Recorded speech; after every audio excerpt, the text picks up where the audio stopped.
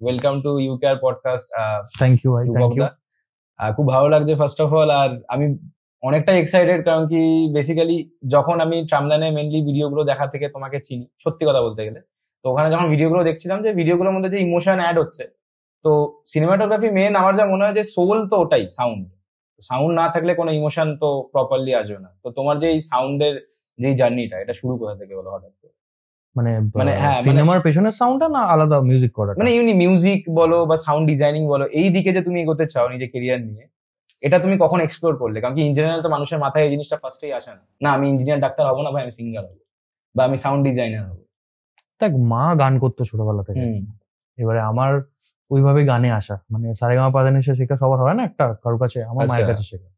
তো বাট এই মিউজিক নিয়ে ক্যারিয়ার করবো এটা ভাবিনি কোনোদিন, ওইভাবে প্ল্যান ছিল না। তো এটা মানে এই মিউজিকের সাথে টেকনোলজিটা আমি যখন স্কুল লাইফে পড়ছি, তো মানে স্কুল টাইমে, তখন আস্তে আস্তে দেখছি এটা খুব মানে বাড়ছে আস্তে আস্তে, যে মানে কম্পিউটারে মিউজিক করাটা এটা এতটা আরো আগে এতটা ছিল না। তো আমার তারপর মনে হলো যে একটু ট্রাই করে দেখি জিনিসটাকে। তো আস্তে আস্তে আস্তে আস্তে করা স্টার্ট করলাম, করতে করতে লোক এলো লাইফে, প্রচুর মানুষের সাথে দেখা সাক্ষাৎ হলো, আইডিয়া পেলাম, এই করতে করতে স্টার্ট হয়ে গেছে। এবারে এটা মানে ওরকম ভাবে এক্সপ্লোর করিনি যে এইটাই করতে হবে, পার্টিকুলারলি ওটাই করতে হবে। মানে জাস্ট তুমি আগে ভালো লাগতো তোমার গান টান করতে বা মিউজিকটা ভালো লাগতো। সারেগামাপার কথাটা মানে ওই গল্পটা কি? সারেগামাপা আমার মা মানে যেছে, তখন আমি অনেক ছোট আছি, তখন মা যেছে অডিশন নিতে গিয়েছিলাম, তার আগে অনেকবার অডিশন দিয়েছিলাম।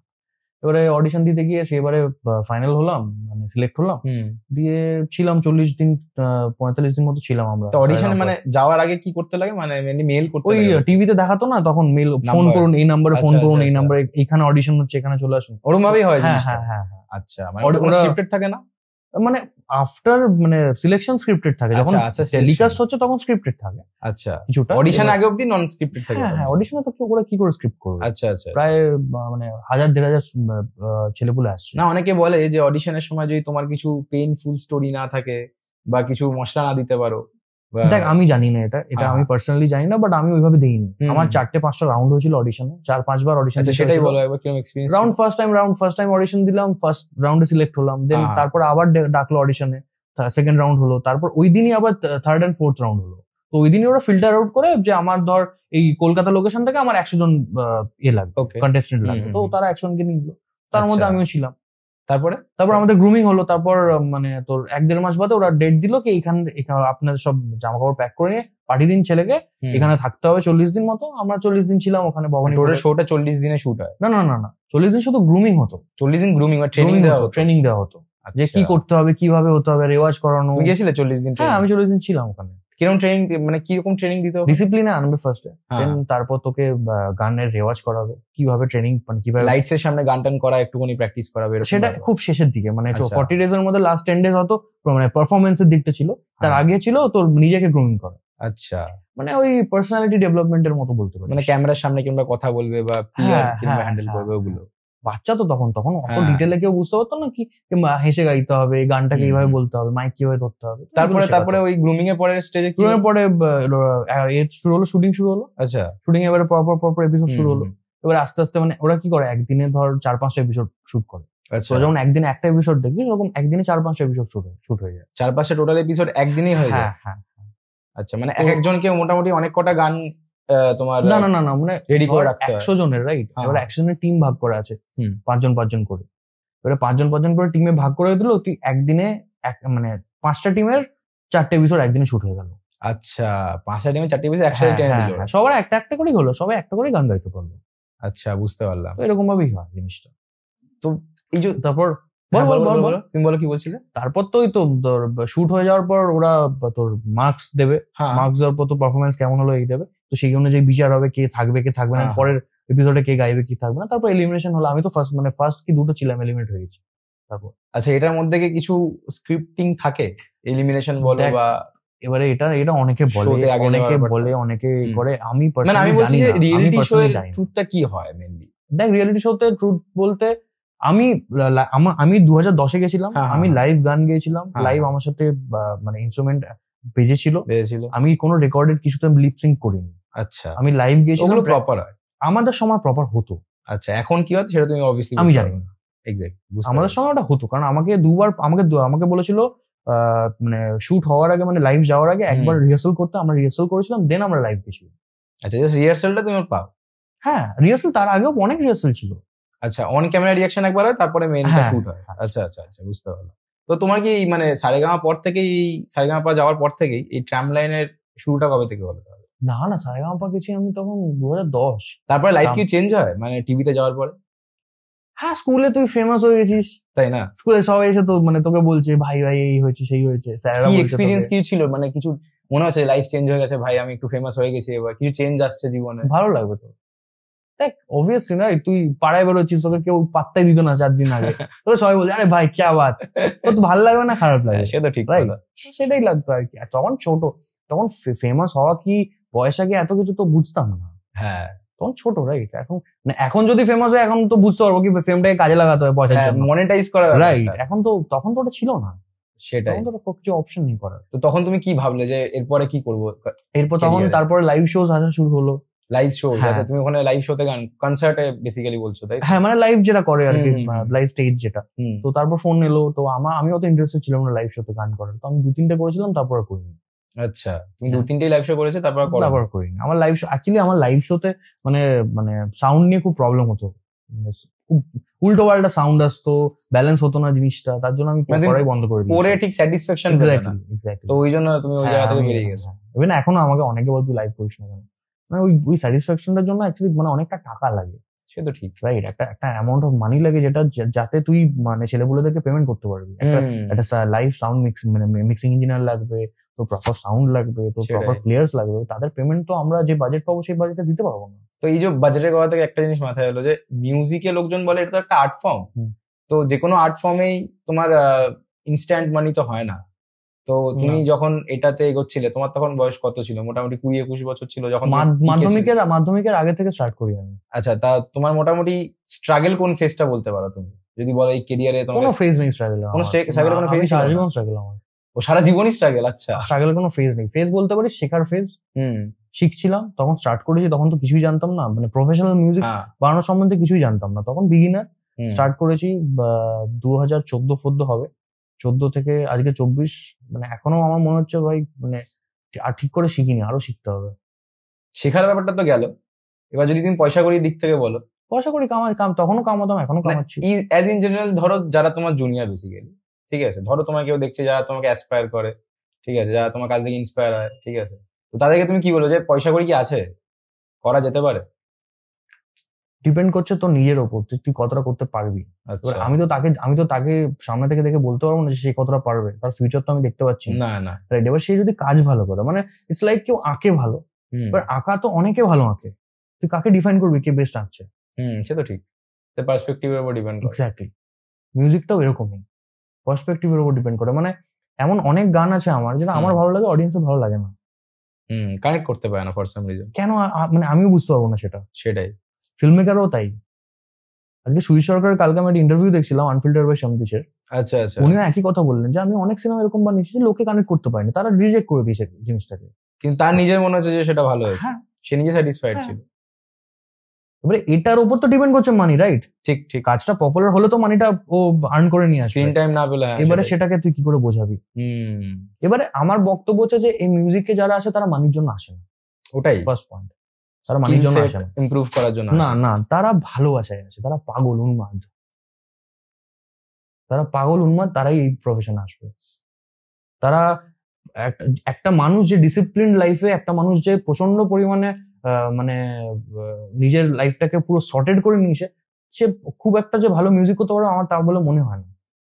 আচ্ছা, যে পাগলামি পাগলের মতো ভাবে সেই পারে গান বাজনা করতে, যে সেই লেভেলে। তুই শিলাইদাকে দেখ না, তো মনে হবে শিলাইদা একদম প্রপার ডিসিপ্লিন, কিন্তু নয় সে। সেটাই, রাইট? ও ভাবে না কেউ পয়সা নিয়েও কি করবে, ও তো অনেক টাকা কামাচ্ছে, এখন ও তো সাকসেসফুল, এখন তো গ্লোরি লাইনে আছে। দেন সেটাই সব, মানে আমার পয়েন্ট হচ্ছে সব গ্লোরির পিছনে একটা স্ট্রাগল থাকে না। স্ট্রাগল থেকে এবারে ওই স্ট্রাগলটা কে করতে চাইছে, হ্যাঁ সেটা তার উপর ডিপেন্ড করছে। সে যদি পয়সার জন্য স্ট্রাগল করতে চায় তাহলে সে পারবে না ভাই, সেটা ওই মানে তোমার সেটা স্ট্যাগনেন্ট হয়ে যাবে একটা টাইম। আমি অনেক মানুষকে দেখেছি ভাই, আমি 10 বছর কাজ করছি, এবং 10 বছর কাজে আমি অনেক মানুষকে দেখেছি যারা 5 বছর, মানে তারা 5 বছর আগে থেকে আরো 10 বছর কাজ করছে, 15 বছর এসে কি থেমে গেল, আর করতে পারছে না মিউজিকটা, বলছে ভাই পারবো না, সংসার কি করে সামলাবো, বুঝতে পারছি? তোদের অনেক অনেক মানে মানে টান থাকে পেছনে, পুরো মিডিয়া লাইনটাই এরকম, প্রত্যেকটা লাইন। এবারে মানে ওটাই না, যারা পাগলের মতো ভালোবাসে তারাই এগিয়ে যেতে পারবে। আমি তো এটা দেখেছি, আমি অনেক মানুষকে দেখছি।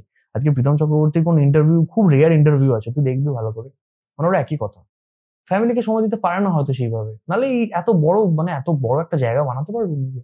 সেটাই, কিছু তো স্যাক্রিফাইস, অনেক স্যাক্রিফাইস আছে। বুঝতে, তোমার একটা কথা বলো যে তাহলে ট্রাম লাইনের জার্নিটা শুরু কিরম ভাবে হলো? দেখ, ট্রাম লাইনের জার্নিটা শুরু হয়েছিল 2019-এর শেষে। আচ্ছা, 2019-এর শেষে স্টার্ট হয়েছিল। আচ্ছা, ট্রাম লাইন, তার আগে ট্রাম লাইন বলে আমরা কোনো চ্যানেল বানাইনি। তার মানে রূপক তিওয়ারি চ্যানেলটা তার আগে? হ্যাঁ, রূপক তিওয়ারি চ্যানেলটা তার অনেক আগে থেকে স্টার্ট হয়েছে। এবার আমি ভিডিওস দিতাম না, তো প্ল্যান করলাম কি ভিডিওস স্টার্ট করি, দিতে দিতে দিতে দেখলাম যে আস্তে আস্তে পপুলার হচ্ছে, ভিডিওগুলো পছন্দ করছে লোকজন, গানগুলো স্টার্ট করছে। এবার আমার চ্যানেলে তখন মোটামুটি 20-25টা ভিডিও চলে গেছে তখন, ততদিনে। দিয়ে লকডাউন পড়ার আগে আগে আমরা তখন, আগে তো মানে তুমি নিজেই অ্যাক্টিং করতে মনে হয় মিউজিক ভিডিও, নিজের ভিডিওতে নিজেই অ্যাক্টিং করতে দেখেছি আমি, কয়েকটা ভিডিও নিজেই করতাম। তো তখন রোগা ছিল, এখন তো টেডি বিয়ার হয়ে গেছিল। যাই হোক, তো আদিত্য আর আমি গেছিলাম পাহাড়ে। আচ্ছা, তুমি আদিত্যদা কি মানে ছোটবেলা থেকে বন্ধু এরকম? না, ছোটবেলা থেকে না, আমাদের বন্ধুত্ব 2018 সালে। আমি তখন বম্বেতে, ও তখন কলকাতায়। তো আমাদের প্ল্যান হলো, মানে আমাদের অন্য একজনের থ্রু আলাপ হয়েছিল। একবার বলে দিই, ঠিক আছে? আদিত্য হচ্ছে বেসিক্যালি ট্রাম লাইনের সিনেমাটোগ্রাফার, ট্রাম লাইনের ওনার কাম সিনেমাটোগ্রাফার, রাইট? খুব ভালো সিনেমাটোগ্রাফি করে। হ্যাঁ, তুমি কি বলছিলে? হ্যাঁ, তো আমরা ফেব্রুয়ারি মাসে 2020 সালে ফেব্রুয়ারি মাসে পাহাড় গেছি। পাহাড়ে গিয়ে আমরা ভাবলাম যে সুন্দর সুন্দর কিছু কাজকর্ম করি, যেগুলো মানে আউট অফ দ্য টপিক, মানে খুব কন্টেম্পোরারি টপিকের নয়, সেগুলো নিয়ে একটা চ্যানেল বানিয়ে আপলোড করি। সেখানে নতুন নতুন অনেকে কাজ করবে, সেখানে আমরা মিউজিক ভিডিও টাইপের, তাই তো? মিউজিক ভিডিও হতে পারে, সেটা একটা মানে স্ক্রিপ্ট ফরম্যাটের কোনো মিউজিক্যাল শর্ট, ওখান থেকে আইডিয়াটা এলো, রাইট? একটা কিছু যা কিছু হতে পারে, তো একটা অন্য কিছু হবে যেটা অনেকে মিলে করবো, যার মধ্যে সিনেমাটোগ্রাফি থাকবে, ভালো সাউন্ড ডিজাইনিং থাকবে, সবকিছু থাকবে। তো আমরা এরকম একটা প্ল্যান করলাম। তো পাহাড়ে গিয়ে তো তারপর এসে স্টার্ট করলাম ঘুরতে গিয়ে, এটা প্ল্যান করে গেল, তাই তো? হ্যাঁ, যেরকম হয় ছেলেদের মধ্যে, রাতে বেলা বসে চিল মারছি, ভাই নতুন বিজনেস করি, নতুন চ্যানেল খুলি। এবারে তোর ফিরে আসার পর তো কি প্ল্যান হবে, লকডাউন পড়ে গেল। হ্যাঁ, আমি ফিরেছি, তারপর দিন লকডাউন, মানে আমাকে প্লেন আগে করে নিয়ে এসে ফিরতে হয়েছে। আগের দিন প্রপার পিক যখন লকডাউন চলছে, হ্যাঁ, মানে আমি আগে, আমার প্লেন ডিলে ছিল, তার আগের দিন আমাকে করে আসতে হয়েছে, রিস্কেডিউল করে আসতে হয়েছে আমার। আচ্ছা, ফেসে তুমি একদিন দেরি হলো, সত্যি কথা। তো ফিরে এলাম, লকডাউন পড়লো। লকডাউনে 4-5 মাস বেকার ফালতু বসে আছি, কাজ নেই কোনো, র্যান্ডম আমরা ভিডিও বানিয়ে যাচ্ছি, গান বানাচ্ছি। তারপর শুট কিরকম করতে, মানে বাইরে তো বেরোতে পারতে না নিশ্চয়ই? শুট করতো ছাদে, রুমের ভেতরে, হ্যাঁ, এইসবই করেছি আমরা। আচ্ছা, আর যেগুলো লকডাউনে আপলোড করেছি সেগুলো তার আগে শুট করা, তখন ওগুলো পড়েছিল, এডিট করা হয়নি, পোস্ট প্রোডাকশন বাকি। হ্যাঁ, সবাই ভাবছে আমরা লকডাউনে শুট করতে যাচ্ছি, স্বাভাবিক না? হ্যাঁ। এবারে তারপর ওই 2020-র বোধহয় এন্ডে, হ্যাঁ, সেকেন্ড হাফে আমরা প্ল্যান করলাম যে একটা কিছু শর্ট ফিল্ম টাইপের বানাই। 2020 সেকেন্ড হাফ, মানে 1.5 বছর পর চ্যানেলটা মানে বানানোর 1 বছর, মানে 19-এর শেষ, আমি বলছি না, 19-এর নভেম্বর ডিসেম্বরে প্ল্যান হয়েছিল। তারপর আমরা ঘুরতে গেলাম, ঘুরতে গিয়ে ফাইনালাইজ করলাম প্ল্যানটা, দিয়ে তারপর ওই সেকেন্ড হাফে আমরা বানালাম একটা ওই হ্যাঁ আমারই গল্প, আমারই গল্পের আমরা প্ল্যান করলাম। আমরা ওটা কন্যঘর, ঠিক আছে, পুরো কন্যঘরে শুট করা। তো আমরা প্ল্যান করে, ওটা আই থিংক সৈকতদা ছিল না? হ্যাঁ, সৈকত ছিল, মুকুল ছিল, ওটাতে তো বাদল মনে হয় প্রথম ইন্ট্রোডিউস হয়েছে, রাইট? এবারে ওটাতে প্রোটাগনিস্ট মনে হয় সৈকতদা ছিল, আর বাদলদার একটা মানে ছোট পার্ট ছিল। হ্যাঁ, বাদলদা ছিল তোর সৈকত, মুকুল, আর যাই হোক, ওটা স্টোরিটা না, আমরা কিরকম, আমরা কোনো স্ক্রিপ্ট বানাইনি তখন কোনোরকম ভাবে, যে প্রপার প্ল্যান করে মানে স্ক্রিপ্ট বানিয়ে করবো ওরকম নয় ব্যাপারটা, আমরা জাস্ট র্যান্ডম গিয়েছিলাম। তো শুটফুট করার পর যখন এডিট ফেড হয়ে যায় তখন ভালোই লাগছে শুনতে, গানও করেছিলাম, স্টোরিও আছে, ভালোই লাগছে রিভিল হওয়ার ব্যাপারটা। ওটা তুই যদি এখন থেকে সেটা ট্রামলাইনের জন্য খুব অ্যামেচার কাজ লাগবে। আচ্ছা, অ্যাজ ইন, হ্যাঁ, স্বাভাবিক, 4 বছর তখনকার মানে মিউজিক বল বা ডিওপি বল বা সাউন্ড ডিজাইনিং বল, দেখবি খুব অন্যরকম লাগবে, না এরা তো আরো ভালো কাজ করে এখন। তো মানে আমরা ওইভাবে স্টার্ট করি। তখনকার দিনে বাংলা সিনেমা ছাড়া ওরকম ইউটিউবে কেউ অত বেশি এফর্ট দিয়ে স্টোরি লিখে স্টোরি টেলিং করে, কারণ ইউটিউবে তো পয়সা নেই, তো না, ইনভেস্টটা কে করবে? ওটাই পয়েন্ট। তখনকার দিনে হয়তো ওই কাজটাই লোকজনের বেস্ট লেগেছে, স্বাভাবিক ব্যাপার। ওই তখনকার দিনে ওরকম লেভেলে প্রোডাকশন কেউ টানতে পারেও না। আমি মনে করি না বিশাল আমার যে লেভেলে কাজ করেছে সেটা। সত্যদার কোচিং বলে একটা শর্ট ফিল্ম ছিল, দেখেছিস নাকি জানি না, ওটা অনেক আগের, না ওটা দেখা হয় ওটার প্রোডাকশনটা দেখবি, ওটা ঋদ্ধি ছিল আর মির্জা ছিল। আচ্ছা ওটা কারা আমার এক্স্যাক্টলি মনে নেই প্রোডাকশন হাউসটার নাম, মানে চ্যানেলটার নাম মনে নেই। অবভিয়াসলি কোনো প্রোডাকশন হাউস, সত্যদার কোচিং, হ্যাঁ সত্যদার কোচিং নাম, ওটার নামটা শুনেছি আমি, হয়তো দেখেওছি। ওটা তুই ওটা দেখবি, ওটা আমার খুব ভালো লেগেছিল গল্পটা। আর ওরা যেহেতু ফিল্ম মেকার ছিল না, ওরা জানে প্রসেসটা, যে ভাই ফলি করতে হয়, তারপর এই করতে হয়, সেই করতে হয়, একটা প্রপার মানে প্রসেস আছে। আমরা তো ওই প্রসেস জানতাম না, আমাদের জাস্ট বানানো শুরু করেছি। হ্যাঁ আমরা শুরু করেছি বানানো, তো আমাদের মানে মোটামুটি জোড়া ধাপ্পি দিয়ে যা হয়েছিল মোটামুটি লোকজনের পছন্দ হয়েছে। এখন বোধহয় 7 লাখ 8 লাখ ভিউজ গেছে বোধহয়। হ্যাঁ ওই যে গানটার কথা তুমি মিউজিক ভিডিওটার কথা বলছো, না টোটাল হ্যামারি গল্পতেই। হ্যাঁ ওটাই বলছি, হ্যামারি গল্পের কথাই বলছি। দিয়ে তারপর তো হ্যামারি গল্পের পর অনেকদিন চুপ আমরা, তারপর ওখান থেকে শুভদীপ ইন্ট্রোডিউস হলো আমাদের গ্রুপের সাথে।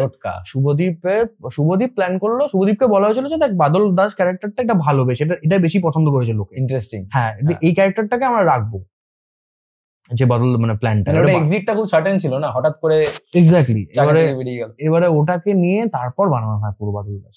আচ্ছা তুমি তোমাদের পুরো শুট কদিনের টাইম লেগেছিল মোটামুটি? বাদল দাস টাইম লেগেছিল, টাইম মোটামুটি ধর না টোটাল, আমি যদি মানে শুধু শুটিং এর টাইম বলছিস তো? হ্যাঁ বাদল দাস ধরো পুরো স্ক্রিপ্টিং থেকে শুরু করে, মানে একটা গল্প অত বড় 30 মিনিটস এর একটা, যেটার মধ্যে 3টে আলাদা টাইম ফেজ দেখিয়েছো। একটা তোমার ছোটবেলা, আমার যতদূর মনে আছে আমার মনে হয় 15 থেকে 17 দিন লেগেছিল শুধু স্ক্রিপ্টিং করতে, না শুট করতে 15-17 দিন। বিভিন্ন জায়গায় গেছিলাম আমরা, একটা নবদ্বীপে, একবার কলকাতায়, বিভিন্ন গ্রামের একটা সিন আছে। হ্যাঁ স্ক্রিপ্টিংটা অনেক টাইম লেগেছে না? হ্যাঁ স্ক্রিপ্টিং এ তো অনেকটাই সময় লেগেছে। শুধু স্ক্রিপ্টিং না, প্রি প্রোডাকশন, গ্রুমিং করানো, তখন আমরা অনেকটা প্রসেসের মধ্যে ঢুকে গেছি। তখন জানো তখন? হ্যাঁ তখন অনেকটা, ইভেন শুভদীপ যেহেতু ডিরেকশনটাও ভালো করে জানে, শুভদীপ নিজের মতো করে অনেকটা করেছিল। এসডি রেজার, রাইট এসডি রেজার। এবারে তারপর আমরা মিউজিক নিয়ে বসলাম। মিউজিকে আমার অলরেডি একটা প্রিভিয়াস গান ছিল, ওই গানটাকেও শুভদীপ ইউজ করবে বললো। তারপর আদিত্য স্ক্রিপ্টে হেল্প করলো অনেক। আচ্ছা একটা কথা বলো, এই মিউজিকের মধ্যে, পুরো ভিডিওর মধ্যে যত মিউজিক আছে সব কি মানে প্রোডিউসড মিউজিক নাকি কিছু কিছু? না প্রোডিউসড মিউজিক সব আমার, প্রত্যেকটা সব টোটাল। আচ্ছা আপনি ডাউনলোড করে করতে পারবি না, রাইট? দেখ ডাউনলোড করলে তুই যখন ইউটিউবে আপলোড করবি তো কপিরাইট চলে আসবে। না কিছু কিছু হয় না যেগুলো তোমার কিনতে পাওয়া যায়, ধরো এপিডেমিক। না ওগুলো ইউজ কর, কিনতে পারবি, কিনতে পারলে ওটাকে লেয়ারে ভাঙবি কি করে? আচ্ছা কোন জায়গায় কতটুকু দরকার? কয়েকটা জায়গায় দেখছিলাম শুধু ফ্লুট মিউজিকই রয়েছে, ওগুলো ওটা তো গানেরই সুর, ওটা তো গানেরটাই সুর। মঞ্জের গানটা সুরটাই তো ফ্লুটে বাজছে, ফ্লুট প্লেয়ার এসে বাজিয়েছে। আচ্ছা এগুলো তোমরা ওকে হায়ার করো নাকি? হ্যাঁ অবভিয়াসলি, এই কোলাবোরেশনে কাজ হয় এগুলো? না আমাকে তো হায়ার করতে হয়েছিল প্রথম, মানে একদম স্টার্টিং ফেজে ধরো একটা দুটো করে দিল, বাট তারপর তো তোকে পয়সা দিতেই হবে না। আচ্ছা তোমাদের এই যে মানে তোমার যে পুরো জার্নির মধ্যে ফার্স্ট ব্রেক কোথায় তোমার, মানে যেটা তোমার এপিক মনে হয়েছিল যে হ্যাঁ ভাই জীবনে কিছু তো করলাম, ওটা করার পরে? সারেগামাপা বাদ দিয়ে ধরো, সারেগামাপাটা তো তখন তুমি বললে তুমি বুঝতে পারতে না। জীবনে ব্রেক এখনো মনে হয়নি ভাই। কেন? এখন রিসেন্টলি কাজ করছো জাভেদ আলী সাহেব, ওটা ব্রেক না? ওটা কেন ব্রেক? ওটা এক্সপিরিয়েন্স লাইফে। মানে তুই সারা জীবন নেসক্যাফে খাচ্ছিস, তোর কোনোদিনও মনে হবে না দুবাইতে কি কফি পাওয়া যায়? সে তো ঠিক, তোর ওটা ব্রেক মনে হবে না? মানে তোর ওটা বড় এক্সপিরিয়েন্স। তোমার জন্য রিকগনিশনটা এখনো তোমার মনে হয় যে তুমি এখনো প্রপারলি অতটা হয়নি নাকি? দেখ রিকগনিশন হয় কি তাড়াতাড়ি? তাড়াতাড়ি তো হয় না, তাহলে আমি এক্সপেক্ট করবো কেন? আচ্ছা একটা মিউজিশিয়ানের মানে 20-30 বছরের অভিজ্ঞতা না হলে কেউ ভরসা করতে পারবে না যে তাকে আমি একটা 4 কোটি টাকার সিনেমা দেবো, সে আমাকে হিট দিয়ে দেবে গান। খুব রেয়ার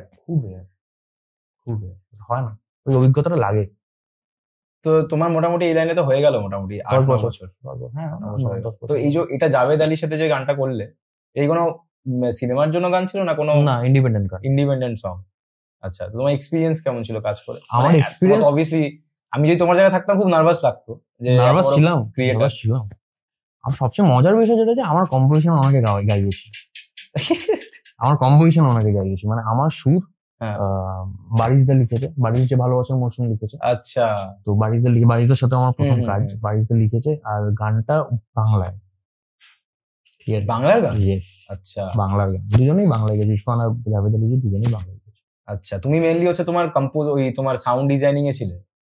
হ্যাঁ দেখ একটা গানে অনেকগুলো পার্ট হয়, গানের সুর হয় একটা, না না না না না সুর, তারপর কথা বসে আমি কি তোমার কথা বসলো, এরপর আসে অ্যারেঞ্জমেন্ট, মিউজিকে তলায় গিটার বাজবে না পিয়ানো বাজবে, এবার সেটা স্কোর না, সেটা হচ্ছে তোর কি ইনস্ট্রুমেন্টস বাজছে, রাইট? এটা হলো এগুলো তো রেকর্ড করতে হবে, আচ্ছা রাইট? এবার তারপর আসে মিক্সিং করা, তারপর আসে মাস্টার করা, এবারে গানটা যে বানিয়ে দিলাম আমি, কে গাইবে, তার জন্য সিঙ্গার সিলেক্ট করতে হবে। এবার একটা প্রসেস হয়, রাইট? এই প্রসেস হয় এবারে। তো আমি লেখাটা বাদ দিয়ে আর গাওয়াটা বাদ দিয়ে বাকি টোটালটা আমার করা। আচ্ছা, ওই শুটটা জাভেদ আলী, সেই শুটটা কোথায় হলো? এখানে কলকাতাতে নাকি ওটা রেকর্ডিং বম্বেতে? বম্বেতে হয়েছে। কিরকম এক্সপিরিয়েন্স কিরকম ছিল ফার্স্টে? মানে অদ্ভুত এক্সপিরিয়েন্স। ওরা মানে ওনাদের কাছে কাজটা ইজ লাইক মানে সাধনা করা ভাই। ওরা অন্যরকম ভাবে কাজটাকে দেখে। ডেডিকেশন যদি মানে অন্য রকমের ডেডিকেশন। উনি এসে বসলেন, কাজ করলেন, মানে পুরো লেখাটা আমি বাংলায় বোঝালাম। উনি যতক্ষণ উনি মুম্বাইতে কি এর আগে কাজ করেছো? হ্যাঁ, আমি 3 বছর ছিলাম তো বম্বে। আচ্ছা, বলো কি বলছিলে বলো। মানে উনি যখন ঢুকলেন ফার্স্টে, উনি যখন লেখাটা লিখলেন, উনি কনস্ট্যান্ট লিখে যাচ্ছেন যতক্ষণ উনি প্রপার উচ্চারণটা স্পষ্ট হচ্ছে, কারণ উনি বাঙালি ভাষী নয়। আচ্ছা, উনি যতক্ষণ প্র্যাকটিস করছেন উচ্চারণটা, হ্যাঁ আচ্ছা, যতক্ষণ উনি ঠিক উচ্চারণ করছেন ততক্ষণ উনি রেকর্ডিং এ যাবেন না, রাইট? ওই রিহার্সালটা উনি করলেন, সময় নিয়ে করলেন। তারপর আমি যে জায়গাগুলো আমার মনে হচ্ছে যে স্যারকে বলতে হবে যেটা ঠিক করার জন্য, উনি করে দিয়েছেন। কোনো জায়গাটা এরকম ফিল হয়নি যে আমি জুনিয়র উনি সিনিয়র, এই ফিলটা কোনোদিন করানো হবে। কমফোর্টেবল ফিল করা, একদম। তোকে বুঝতেই দেবে না যে তুই নিউ, তুই ফ্রেশার, তোকে বুঝতে দেবে না। বুঝতে পারলে? এই এক্সপিরিয়েন্সটা একটু অন্য, মানে এই ওই জন্য বলছি ইটস নট আ ব্রেক, এটা এক্সপিরিয়েন্স, এটা অন্যরকমের এক্সপিরিয়েন্স। এটা তোকে হেল্প করবে আগে এগোতে। তোমার জন্য ব্রেক কোনটা তাহলে? ব্রেক নয় আমার জন্য, কিছুই ব্রেক নয়। মানে একটা আলটিমেট গোল থাকবে তো যে আমি আলটিমেট গোল ভাই মানে স্কিলসটাকে আরো পলিশ করা, যে আমি যেটা পারি তার থেকে আরো বেটার যাতে করতে পারি।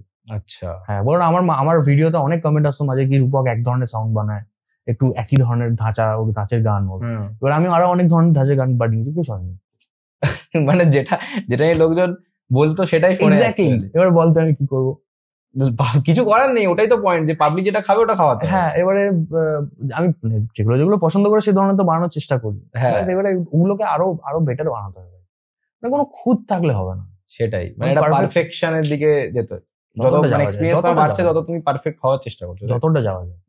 বুঝলাম। তো তুমি যে মিউজিকের যে লাইনে আছো, ঠিক আছে, এটা তো অনেক বড় একটা লাইন। আর তুমি কাউকে না কাউকে দেখে তো ইন্সপায়ার হয়েছো লাইফে। তোমার ফেভারিট সিঙ্গার বা মিউজিক প্রডিউসার কাকে বলবে?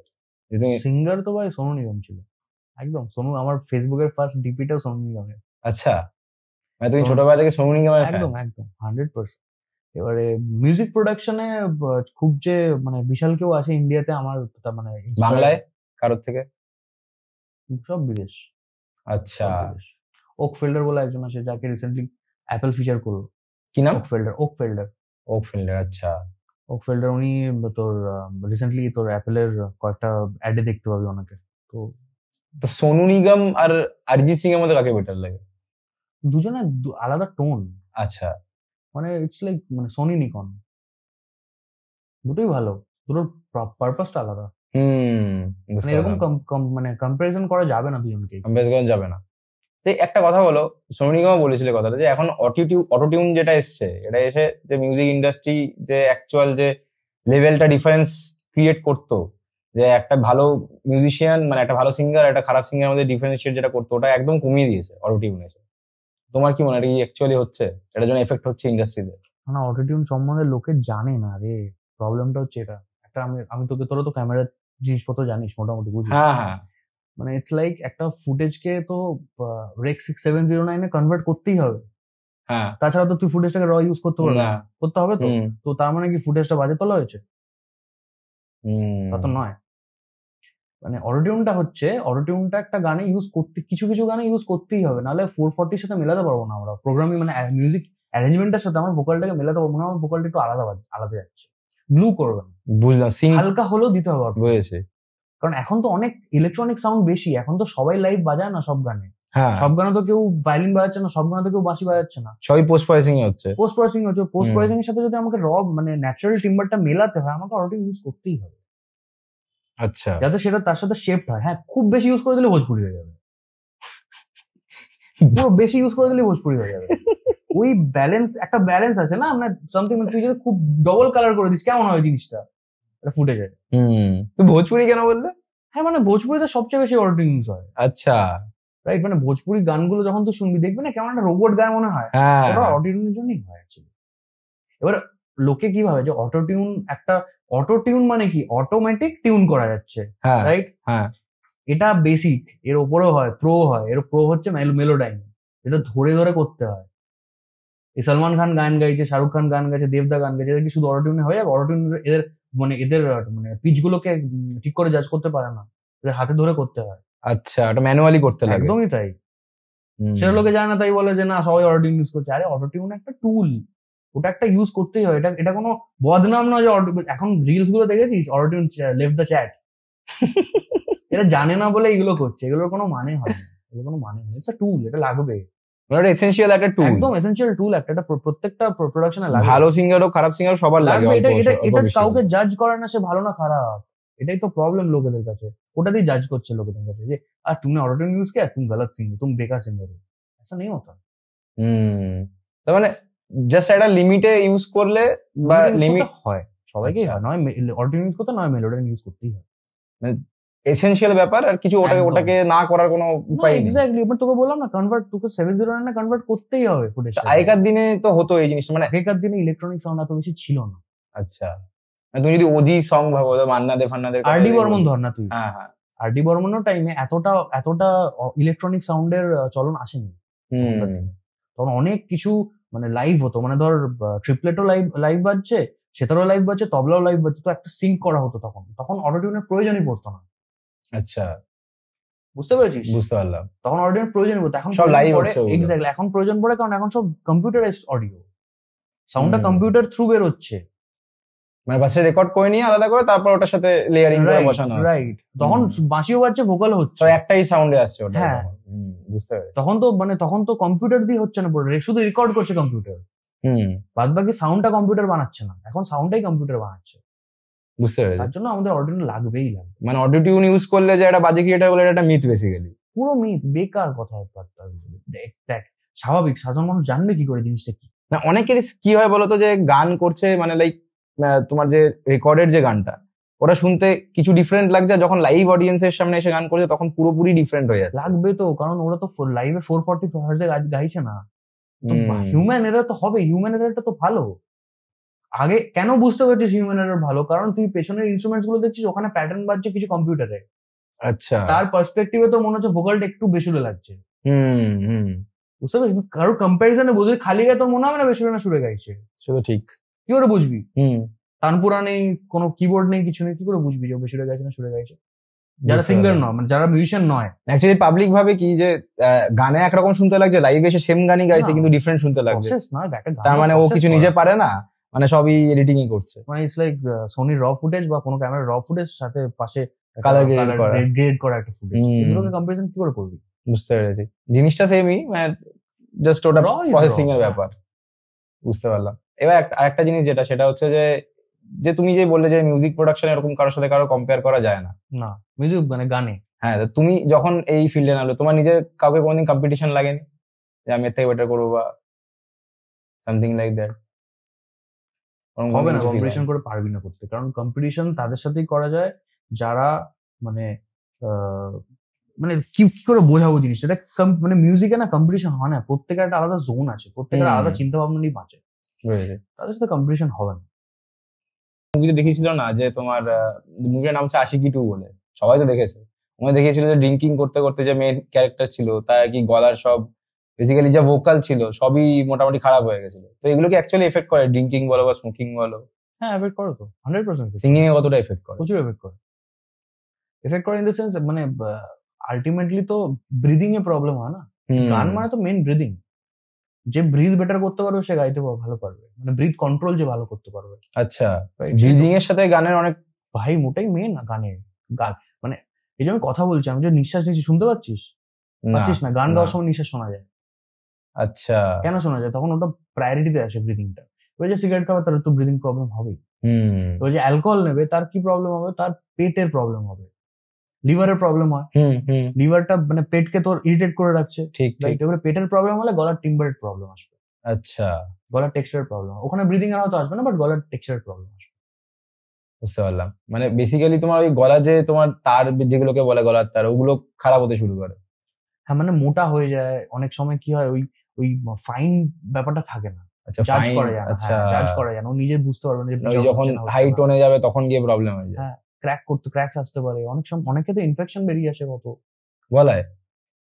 কত মানুষ ভুগে যায় না ইনফেকশনে, গলার ইনফেকশনে কত সিঙ্গার্স ভুগছে। সবই এগুলো কি সব ওই স্মোকিং ড্রিঙ্কিং রিলেটেড নাকি জাস্ট ওরা পার্শিয়ালি গলাতে বেশি প্রেসার দেয় বলে এরকম 90% ধরতে পারিস, বাকি যে 10% সেটা মানে পলিউশন থেকে হয়। আচ্ছা, মানে গান করার জন্য বা গলায় প্রেসার পড়ার জন্য এরকম টাইপের কিছু হয় না? না না না, এবারে টায়ার্ড হয়ে যায় ভোকাল। আচ্ছা, ভোকাল ইউজ কোনো জিনিস ইউজ করতে করতে ওটা খারাপ তো হবে। এটা তো ঠিক। আচ্ছা, তুমি এতদিন ধরে কেরিয়ারে রয়েছো, ঠিক আছে, তোমাকে যদি বলি তুমি শুটিং এও যাও, ধরো তুমি মিউজিক, শুধু তো মিউজিক প্রোডাকশন করো না, তুমি ধরো ট্রামলাইনে যত ভিডিও হয় সবার সবকিছুর মধ্যে প্রত্যেকটা কাজে মোটামুটি ইনভলভমেন্ট তোমার থাকে, শুটেও তো তুমি থাকো। তোমার মানে যদি তুমি বলো সব থেকে মেমোরেবল কিছু ঘটনা ঘটেছিল কোনো সময়, তো কি মেমোরেবল ঘটনা যে একটা বলেছিলাম। হ্যাঁ হ্যাঁ, বাদল দাসের একটা শট আছে যেখানে বাদল মদ খেয়ে একটা এর সামনে, লাইট পোস্টের সামনে পড়ে আছে। হ্যাঁ হ্যাঁ হ্যাঁ, বুঝেছি। ঋষি এলো বাইকে করে, ঋষি নিয়ে গেল। এবারে ওখানে তো ভাই মদ নিয়ে তো আমরা শুট করবো না, আমরা মদের বোতলে কোল্ড ড্রিঙ্কস দিলে আমরা শুট করছিলাম। আচ্ছা, আর ওটা হচ্ছে কন্যাবাড়ি। হ্যাঁ, তখন মানে আমরা চেয়েছিলাম কি ফাঁকা হবে তাহলে আমরা করতে, রাতের দিকে করবে এরকম একটা শর্ট আমরা মানে র্যান্ডম লোকজনের মাধ্যমে নিতে পারবো, ইমোশনটা আসবে না। ওটা আমাদের কন্যাবাড়ি মেন রোড, মেন ট্রাইপল রোড, ওখানে সবসময় গাড়ি, তিন মাথা মোড় যেরকম একটা, সবসময় গাড়ি ওখানে। এবার আমরা, আর জায়গাটা খুব অ্যাস্থেটিক দেখতে, ওই ল্যাম্পটা রয়েছে, তিনটেই বাতি, ঠিক আছে। আর তিনজন, গল্পটার মধ্যে তিনজনকে নিয়ে ক্যারেক্টারটা, মানে ঋষি বাদল, তো আমরা ওটাকে মানে খুব আইকনিক ব্যাপারটা ছিল। বাবা, ঠিক আছে, রাইট, খুব আইকনিক ছিল ব্যাপারটা। এবারে ওখানে আমরা শুট করছি, শুট করতে করতে কিছুক্ষণ শুট হয়ে যায়, এবার পুলিশ এসছে, বলছে কি করছো তোমরা? বলছে স্যার শুটিং করছি। কিসের শুটিং? বলছে স্যার এরকম ইউটিউবে করবো এরকম শুটিং।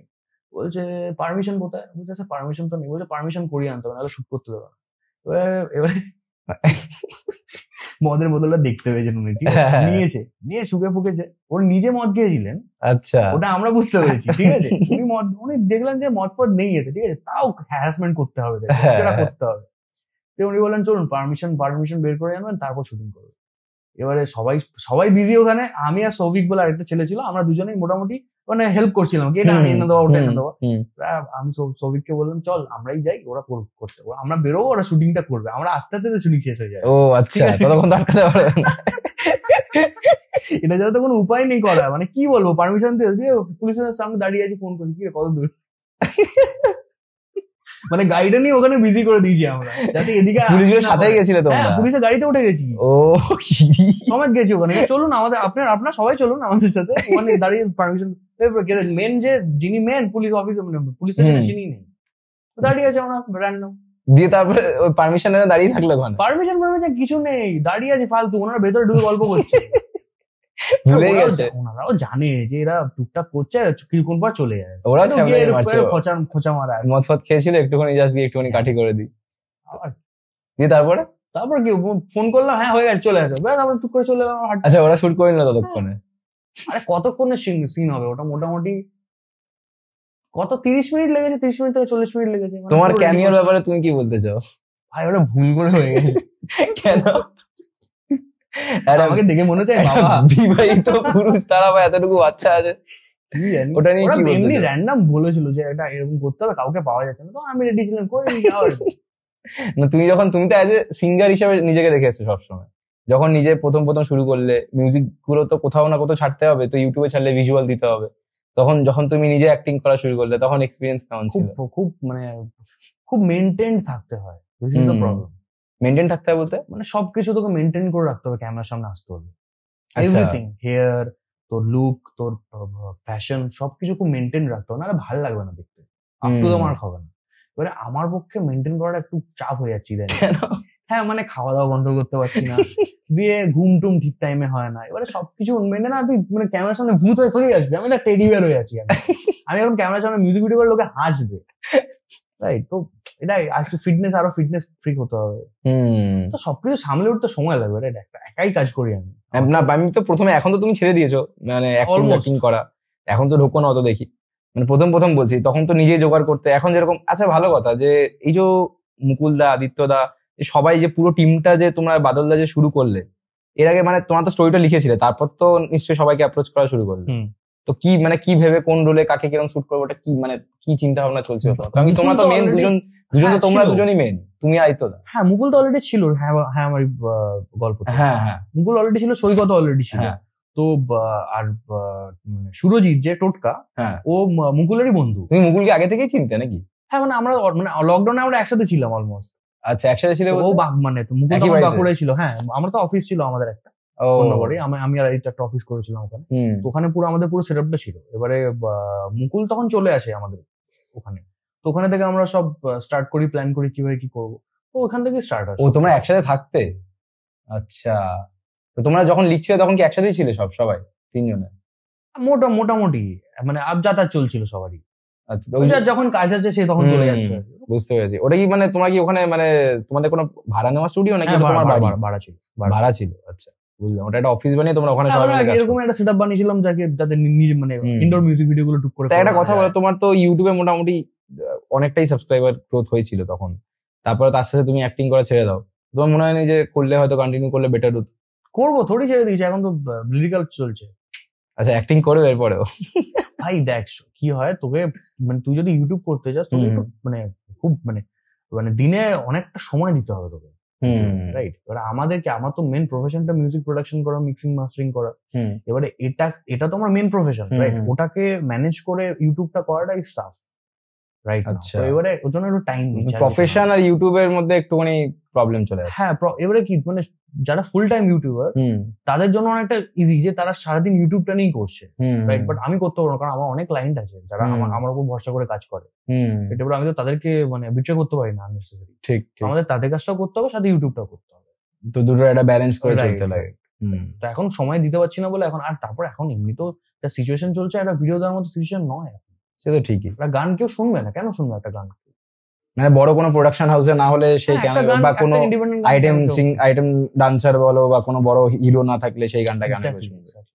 মানে তবা তবা বলে গানটার মধ্যে সেরকম কিন্তু কিছুই নেই, কিন্তু তাও লোকজন জাস্ট ভিকি কৌশল আছে, তো ওটার মধ্যে মানে ক্রিয়েটিভিটি। হ্যাঁ, ওটাই ব্যাপার, ওটা হয়ে গেছে। তো এবার আরেকটা জিনিস সেটা হচ্ছে যে রিল নিয়েই যে সবাই মানে যারা গান বানাচ্ছে তারা রিলটাকে মেন ফোকাস করে তারপর গানটা বানাচ্ছে, তো ওটা নিয়ে তুমি কি বলতে চাও? সেটাই তারা চায় তাদের গানটা রিলের মধ্যে একটা ক্লিকে চলে যাক। আমি ওটাই জিজ্ঞেস করছি, তাদের কাছে এটাই প্রশ্ন। তারা কি চায় তাদের গানটা একটা সোয়াইপে চলে যাক গানটা সারা জীবনের জন্য? যদি তারা সেটা চায় তাহলে সেটার জন্য অলোকে, কিন্তু করছে তো সবাই। মানে সবাই ভাবছে কি যে একটা গানকে ফেমাস করার জন্য ফার্স্টে। আমি ওটাকে ডিফেন্ড করছি না যে মানে তারা, আমি বলছি না যে তারা ভুল করছে, আচ্ছা, বাট একটা গান যখন একটা মানুষ বানায় বা একটা গান একটা ফিল্মে যখন একটা গান তৈরি হয়, গানটা ফিল্মের স্টোরিটাকে মনে রাখায়। তাহলে ওনা গানটা শুনলে তোর কি মনে আসে ফার্স্টে? ঠিক, শাহরুখ খানকে মনে আসে, হ্যাঁ, ব্রিজটার কথা মনে আসে, শাহরুখ খান হাত ছড়িয়ে বসে সেটা মনে আসে, রাইট? একটা গানের অতটাই পাওয়ার। তো এবার গানটাকে যদি একটা জাস্ট সোয়াইপের জায়গায় নিয়ে চলে আসে তো জাস্টিস হবে না। সেটাই, জাস্টিস হবে না, এফর্টটা জাস্টিস হবে না। শুধু একজনের এফর্টে একটা গান তৈরি হয় না, দিস ইজ দ্য প্রবলেম। একজন এফর্টে গান বানিয়ে দিচ্ছে, তার কাছে গানটার মানে ভ্যালু নেই, সে জাস্ট রিলের জন্য করছে। মানে এমন অনেক গান আছে যেগুলো হয়তো রিলে কোনোদিন বেরোয়নি, বাট এভারগ্রিন গান, 10-12 বছর কত গান আছে। তুই কটা গজল শুনিস? না, আমি তো শুনি না, রাইট? তুই শুনিস না তো, কারণ ওটা রিলে আসছে না বলে। হ্যাঁ, তার মানে কেন ওটা এক্সিস্ট করে না, ওটার কোনো অডিয়েন্স নেই। সে তো ঠিক, সবকিছুর একটা প্রপার অডিয়েন্স থাকে। তুমি তো এই যে যেরকম সবকিছু প্রপার অডিয়েন্স থাকে, তো র্যাপেরও কিছু অডিয়েন্স রয়েছে, যেটা বাংলায় রিসেন্টলি অনেক ব্রডার অডিয়েন্স, কারণ র্যাপ সবাই বোঝে, সবাই বোঝে না। মানে ওর ল্যাঙ্গুয়েজটা অনেক ইজি, গজলের থেকে র্যাপের ল্যাঙ্গুয়েজটা অনেক easy. Easy in the sense কি, মানে ওর মানে সবার কথা বলে না র্যাপ, র্যাপ সবার কথা বলছে, পার্টিকুলার কোনো মানে কোন গ্রুপের কথা বলছে না, সবার কথা বলে। র্যাপ একটা ইন জেনারেল ইমোশন বলছে, র্যাপ একটা ইয়াং ছেলের কথা বলছে, র্যাপ একটা মানে রেপ মেয়ের কথা বলছে, র্যাপ একটা মায়ের কথা বলছে। র্যাপে রিদম এন্ড পোয়েট্রিতে কি হচ্ছে, মানে ও তো মানে একটা গল্পই বলছে, তোকে একটা স্টোরি বলছে, রাইট? র্যাপের ফরম্যাটে বলছে, সেটাই। সেটা ইন্টারেস্টিং, শুনতে ইন্টারেস্টিং, এনগেজিং, এনার্জেটিক। তো তাই জন্য মানুষ একটা কথা বলো যে এখন তো বাংলায় র্যাপ তো উঠছে অল্প অল্প, তো তোমার কি মনে হয় এটার মানে আছে মার্কেট আছে বড়? কম লোক করছে, আরো করা উচিত। তোমার ওপিনিয়ন কি করা উচিত? আরো করা উচিত, আরো ভিডিওস আসুক। আমি তো খুব ভালো লাগে আমার র্যাপ, আমি তো গাড়ি চালাতে র্যাপ শুনি, প্রচুর র্যাপ শুনি। আমি বাংলাদেশে কত র্যাপ শুনি, জালাল আছে, তারপর ওই কি আর নাম ছেড়ে প্যান্ডা, কি প্যান্ডা একটা খুব ভালো, রাজধানী এক্সপ্রেস বলে একটা র্যাপ ছিল ওদের, বিভৎস কাজ করছে। মানে বাংলাতেও মোটামুটি মালোমা যে গানটা কোক স্টুডিওর বেরোলো, ওটা র্যাপটা শুনিসনি? অবভিয়াসলি, মানে সুন্দর, মানে এই যে মানে ওরা ব্যাপারটাকে এনগেজ করছে আরো আমাদের মডার্ন মিউজিকের সাথে, এটা দরকার। তো এটা কি তোমার কি মানে 5 বছর আরো বড় হতে চলেছে? হ্যাঁ, কেন বড় হবে না? র্যাপ শোনা শুরু, অডিয়েন্স বাড়বে না আস্তে আস্তে? অবভিয়াসলি বাড়বে। আমারও সেরকমই মনে হয় যে আস্তে আস্তে এই যে পুরনো অডিয়েন্স যারা বেসিক্যালি যারা একটু আমাদের বাবা মার লেভেলে বয়সে, তারা তো আস্তে আস্তে মানে তাদের জেনারেশনটা আমাদের জেনারেশনটা ধরবে, মানে ওই বয়সে গিয়ে পৌঁছাবে। তখন হয়তো র্যাপ গুলো হয়তো এখন যতটা বেশি জেনারেলাইজ নেই, তখন হয়তো আরো জেনারেলাইজ হয়ে যাবে, অত মানুষের কাছে পৌঁছাবে, একটা অডিয়েন্স বেস ক্রিয়েট হবে। 100% হবে, 100% হবে। কারণ দেখ আমাদের মানে আমাদের মা বাবার টাইমে গান বাজনার সময় কি ছিল অত? না, ওটাই, গান বাজনা তো সেরকম গান ছিল বাজনা না। শোনার সময় ছিল না হয়তো। আর শোনার মাধ্যমও ছিল না, এক্স্যাক্টলি। মানে টেলিভিশন ব্রডকাস্ট করার তো মিডিয়ার অপশন খুব না কম ছিল। না, রেডিও, এখন তো ইউটিউব রিল সব জায়গায়, অনেক মিডিয়াতে এত গান অপশন, শোনার অনেক অপশন। তারপর আজকে মানে যেটা দেখতে ইচ্ছে করছে সেটা তো হাতের কাছে। ওটাই ওটাই, তখন তো এই অপশনটা ছিল না। এনিথিং সেটা যেই হোক। মানুষের কাছে টিভি ছিল ভাই, সবাই ইন্টারনেট তো radio- অনেক দূরের কথা। ইন্টারনেট তো ছেড়েই দে। হ্যাঁ, রেডিওর মধ্যে ওটাতেই গান বাজতো। আমার বাবা এখন অব্দি পুরো মহলাটা মুখস্থ প্রায় আমার বাবার। কি মহলার কথা বলছো? হ্যাঁ, মহলাটা মানে সকালবেলা বীরেন্দ্র কিশোর ভদ্র, রেডিও তো শুনতে হবে, this is the important thing. টিভিতে না, রেডিও তো শুনতে হবে। এখন তো পুরো জিনিসটাকে মানে তোমার কার্টুনাইজ করে দিয়েছে, বেসিক্যালি মারপিট হচ্ছে, ইমোশনটা নেই আর কত থাকবে, আর কত থাকবে। কালচার চেঞ্জ হচ্ছে আস্তে আস্তে, অ্যাভেলেবিলিটি বেড়ে যাচ্ছে জিনিসপত্র, সেটাও তো শুনে ফেলে বোর হয়ে গেছে মানুষ, লোকজন বোর হয়ে গেছে, ওটাই পয়েন্ট। প্রচুর শুনে ফেলেছে না, ওই সারপ্রাইজিং এলিমেন্টটা নেই। সেটাই। তো একটা কথা বলো যে তোমার যে এত বড় জার্নি, ঠিক আছে, এর মধ্যে তোমার টেক অ্যাওয়েজ কি হবে মেইনলি? যদি কেউ অ্যাজ এ সিঙ্গার হয়, তুমি যদি এখন যদি ছোট হতে, তাহলে তুমি যদি ঘুরে দেখো আবার যে তোমার যখন 16 বছর বয়স ছিল বা 18 বছর বয়স, যখন তুমি সিঙ্গিং করা শুরু করলে, তা তোমার যদি আজকে ওই এক্সপিরিয়েন্স যদি ওই দিনে থাকতো, তাহলে তুমি কিভাবে ইমপ্লিমেন্ট করতে, কিছু চেঞ্জ করতে? এটা কি থাকতো অ্যাকচুয়ালি কারোর? কিছু চেঞ্জ হতো না। একটা না, কিছু ভুল করেছিলে সেটাকে ঠিক করতে, যদি এখনকার পার্সপেক্টিভ দিয়ে দেখো। যদি সেটাকে ঠিক করে নিতাম তাহলে তো শিখতামই না, এতটা জার্নিটি হয়েছে। ভুল করা খুব ইম্পর্টেন্ট ভাই, ভুল করতে হবে, সবাইকে ভুল করতে হবে, বাট সেটা থেকে শেখার ক্ষমতাটাও রাখতে হবে। ভুল করে ইগো নিয়ে বসে থাকলে হবে না, যে না আমি তো ভুল করতেই পারি, তা করলে হবে না। ক্ষমা চাইতেও জানতে হবে, তোমাকে বুঝতে হবে যে কোনটা ভুল হলো, কি জন্য ভুলটা হলো, আর আমি কেন ভুলটা করলাম, এটা বুঝতে জানতে হবে, রুটে গিয়ে বুঝতে হবে। বুঝলাম, সবসময়। থ্যাংক ইউ, আজকে অনেক সময় দিলে। Thank you. First of all তো তুমি এখন মুম্বাইতে আছো, তোমার তো অনেক বিজি শিডিউল হবে, তার মধ্যে সময় বের করে দিলে ওটাই অনেক বড় ব্যাপার।